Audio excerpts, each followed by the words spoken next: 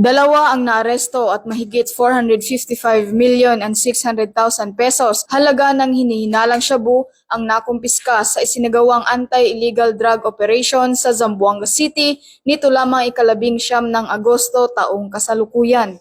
Bandang alas 8:30 ng gabi, nagsagawa ng operasyon ang pinagsanib na puwersa ng Regional Drug Enforcement Unit 9 kasama ang Zamboanga City Police Station 3, Western Mindanao Naval Command, NISG Naval Special Operation Unit Philippine Navy, 902nd Regional Mobile Force Battalion 9, PNP Drug Enforcement Group Special Operation Unit 9, PIDEA Zamboanga City Office at Lamitan Police Station BARM sa Zone 1 Barangay Bungyao, Zamboanga City. Sa operasyon, naaresto ang dalawang sospek na sina alias Muhammad, 46 anyos, may asawa, residente ng Divisoria, Zamboanga City at isang newly identified high-value individual at alias Irene, 31 anyos, may asawa at isang housewife mula sa Pagadian City, Zamboanga del Sur.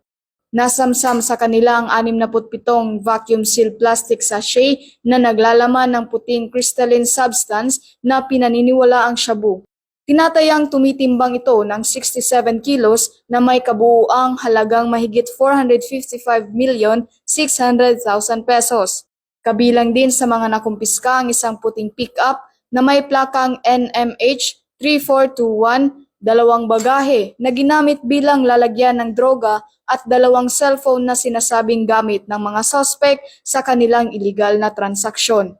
Ayon sa mga otoridad, mahalagang hakbang ito upang maputol ang malawakang operasyon ng illegal na droga sa rehiyon. Ang mga nakumpiskang ebidensya ay dinala sa Regional Forensic Unit 9 para sa pagsusuri, habang ang mga suspect naman ay kasalukuyang nasa kustodiya ng Zamboanga City Police Office Headquarters para sa tamang disposisyon at pagsasampa ng kaso.